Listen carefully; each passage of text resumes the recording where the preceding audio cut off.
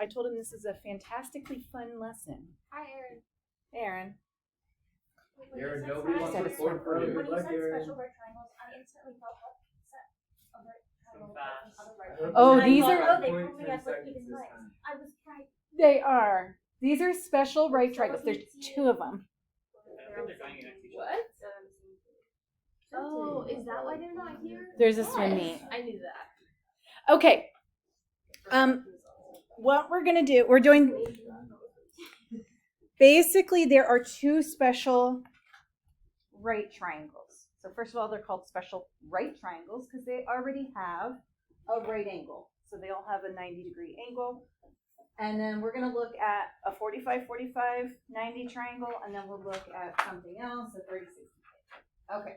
So first of all, let's just take here we have a square. And let's just pretend all the sides are 3. Okay. So if it's a square, right, and these two sides are congruent, then, yeah, all the sides are congruent, but what would happen with the two angles? This would be an isosceles, and so therefore they both have to be 45, right? This would have to be 45 degrees, 45 degrees. Okay. How could we solve for the diagonal of that square? Pythagorean theorem, what we just did. So I'm going to do 3 squared plus 3 squared equals x squared. It's 18. And then we want to take the square root. We could take a 9 out, and that will end up giving us 3 root 2. Okay.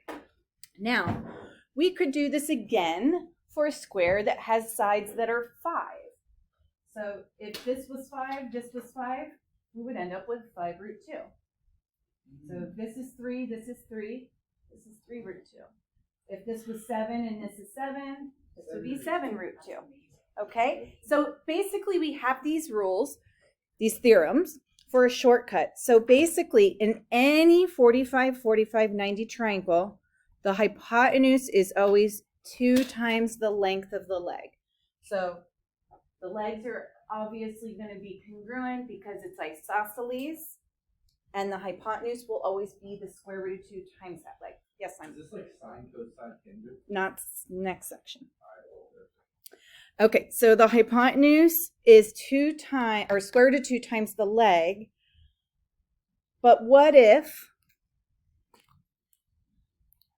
for example, what if I gave you the hypotenuse, let's say this was 6, and I wanted to find the legs? What would I have to do instead of multiplying by root 2? Divide. I'd have to divide. So if I have the hypotenuse, right, I'd have to divide by root 2. Does that make sense?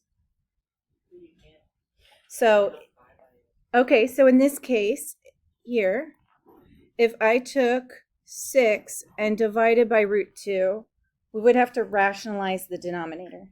Remember we talked about that? Get rid of the square root by multiplying.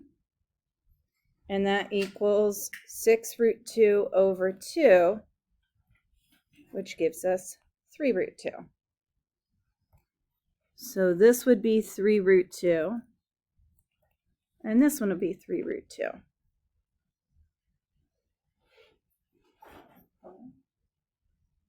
So you can probably think, so if you take 6 and divide by root 2, we end up with 3 root 2. What do you think would happen if I had, what if the hypotenuse was 10? Any idea what the two sides? 5 root 2. Okay. So we either divide by root, if you don't see the pattern, it's fine. And also sometimes we might have other radicals that make it more difficult. But we're either going to multiply by root 2 or divide by root 2. Okay. Let's take a look. All right, find the exact values. So anytime it says exact values, we're not picking up a calculator to get a decimal, right? We want to have everything in radical reduced form. Okay, well, x is easy in the first one. It's 5. So x is 5. What would y be? 5 root 2. Because it's the hypotenuse, so we just multiply by root 2. What's really nice about this lesson, for those of you that don't like to show a lot of work, there really isn't any work to do, okay? All right, here we have the hypotenuse is 20. What will x and y be equal to? No, we have to divide by root 2 this time. So it's going to end up giving us 10 root 2. So x is 10 root 2, y is 10 root 2. And you could always double check this. If I have 10 root 2 for the leg and I multiply by root 2, do I get back the hypotenuse? Yeah. Yeah, because root 2 times root 2 is 2. 10 times 2 gives us 20. So if you want to check, just multiply. All right, next page. Again, lots of examples, but like you mentioned, there were a lot of homework questions. But you see, they're quick and easy. Okay, so this is 22. What's x? 22 root 2. Good. 22 root 2. Then the other leg is also 22. Well, yeah, this would be 22 here. We didn't ask for that, but yeah, it's the two legs are always congruent, and then the hypotenuse is square root of 2 times that. Okay, this is 210. So we're going to divide by root 2 to find x. Yeah, 210 divided by root 2. So that would be 105 root 2. Yeah, so whatever the radical is, so when we divide by root 2, you just take half of it and then root 2 at the end. That'll always happen. Okay. How about 5 root 2? So this would also be 5 root 2 because that's the other leg. So to find x, we'll take 5 root 2 times root 2. 10?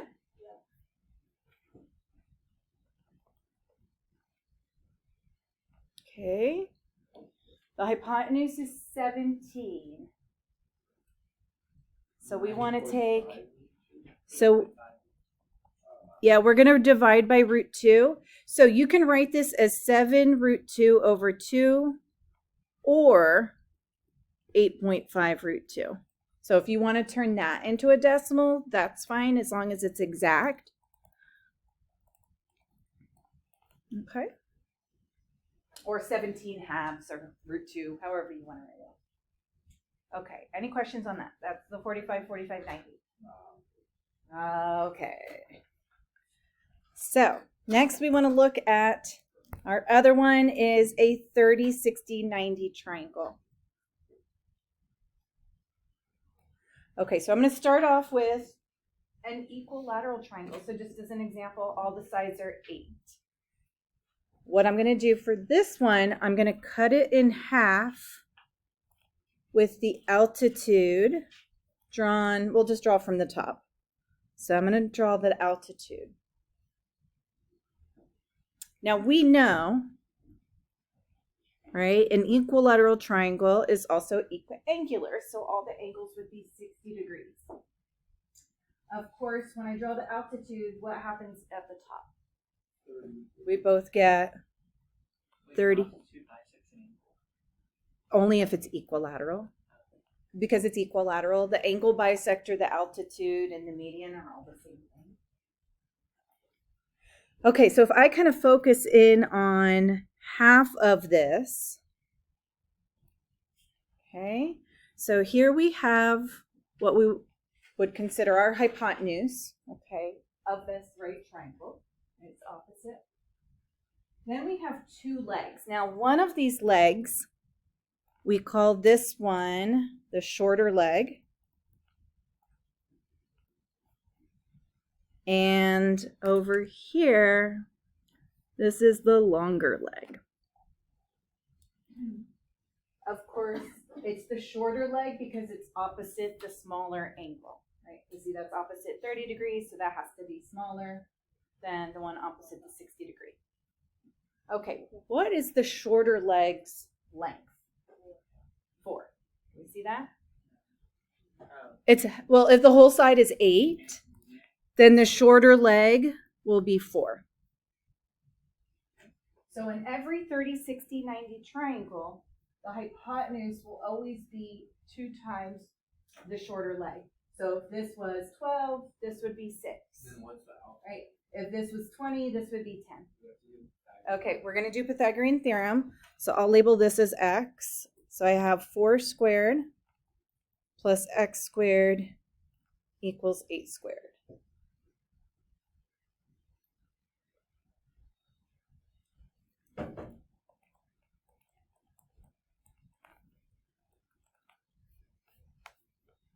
So 64 minus 16, it is 48. Okay, so wait, it's 16 times 3, so 16. so 4, you said it right, Maya. 4 root 3.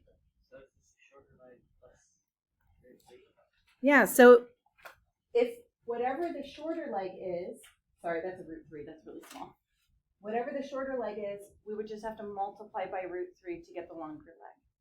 Okay, so this theorem,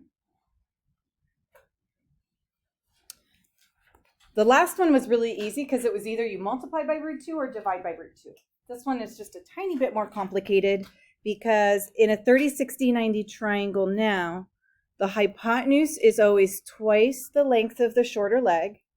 So here we can see whatever the shorter leg is, the hypotenuse is always going to be double that. Oh, these are kind of easy. And the longer leg is root 3 times the shorter leg. Right? So again, here's our hypotenuse. Here's our shorter leg. Here's the longer leg. Again, the reason that we have these is to have a shortcut to doing Pythagorean theorem if it's one of these special right triangles. You could always do Pythagorean theorem, but at a minimum, you would need, see, what do you need in order to do Pythagorean theorem? You need to have 2 sides. But here, I only have 1 side. Why are we doing all this stuff? And then, like, afterwards, you can run, like, cosine, sine, and tangent version of one side. No, just trust me, you need to know this. This is like, what did I say at the beginning? This is something you're going to do in Algebra 2 and pre-calculus and even in calculus. Okay, but 30, 60, 90 triangles, I only have to give you 1 side. Do I have enough information to do Pythagorean theorem? Oh, no. No. Well, when it's a 30, 60, 90, you do it. It is a 30, 60. It is a 30, 60. So this is the shorter leg, right? So what would the hypotenuse be? 20. And the longer leg would be 10 root 3. Right? It's nice when the numbers are like nice whole numbers. Then I give you some radicals or some other numbers that don't work out as nicely. So this one is easy. If I give you the shorter leg, it's very easy. You just double it and multiply by root 3. Okay, now for B. 4 root 3 happens to be the hypotenuse. So this is the shorter leg, right? And over here is the longer leg. Okay. What's the relationship between the hypotenuse and the shorter leg? Okay, it's double. So this would be half. So 2 root 3.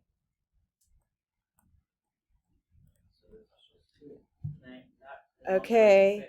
Now I have, for x I have 2 root 3, and I have to multiply that by root 3. So we get 6. Okay, I threw in a 45, 90 here. So what would y be? And what would x be? So I threw in one of the previous ones. X would be 10. Yeah, 10. Yeah. So this would be 5 root 2, and this would be 5 root 2 times 2, which gives us 10. All right. Now we have 98. 98 is the hypotenuse. And which one's the shorter leg, x or y? X. So what do I want to do here?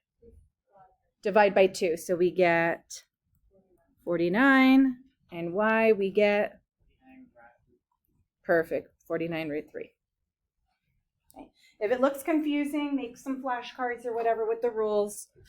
Okay, last page here. Okay, so now we're going to use them to apply this to finding maybe perimeter or area or length of an altitude. Okay, the perimeter of an equilateral triangle is 18. Okay, so each side would be a length of 6. Okay, I want to find the length of the altitude. Okay, so my altitude is going to cut this in half. What is the length of this segment? 3. It's going to be half. And then what's the? Altitude is 3 root 3. 3 root 3.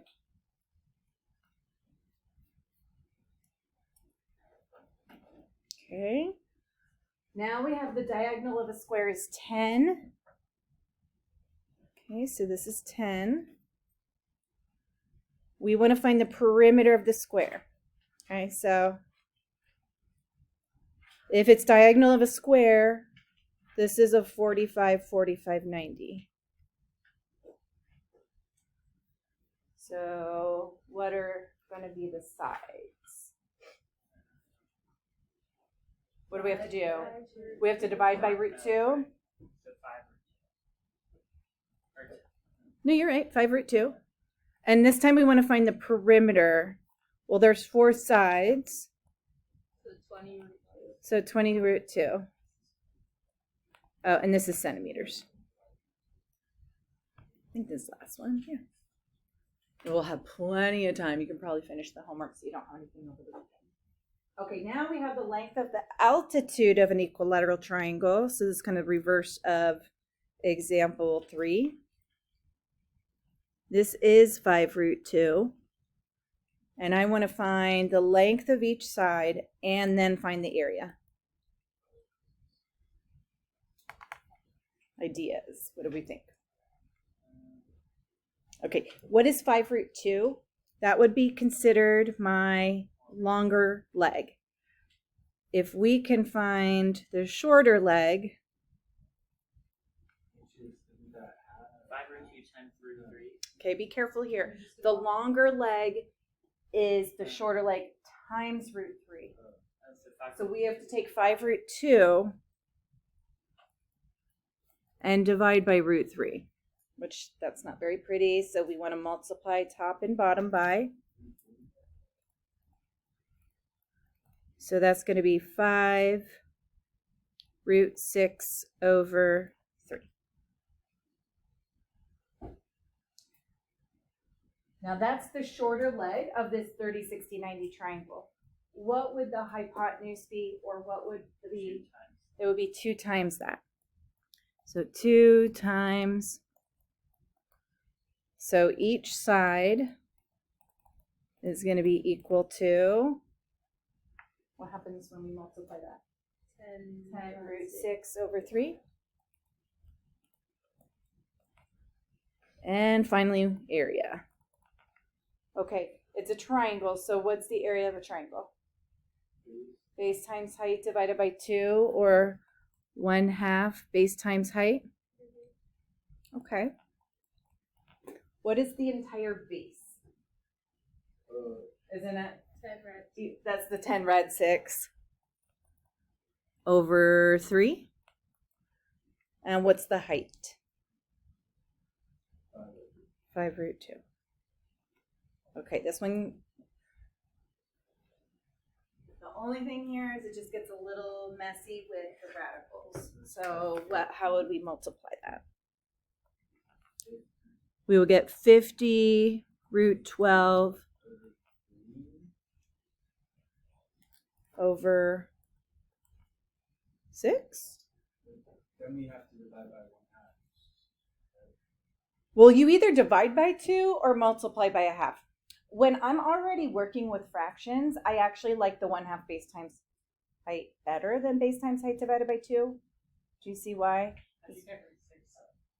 So it's 1/2 base times height. So I just multiply all the stuff in the top and multiply the bottom. Okay, now is this in simplified form? No. What can I do with root 12? Okay, so root 12 is 2 root 3. Is that simplified? No. What can I do? I could divide the top and the bottom by... Yeah. I promise you will not have that many problems that are quite that complicated.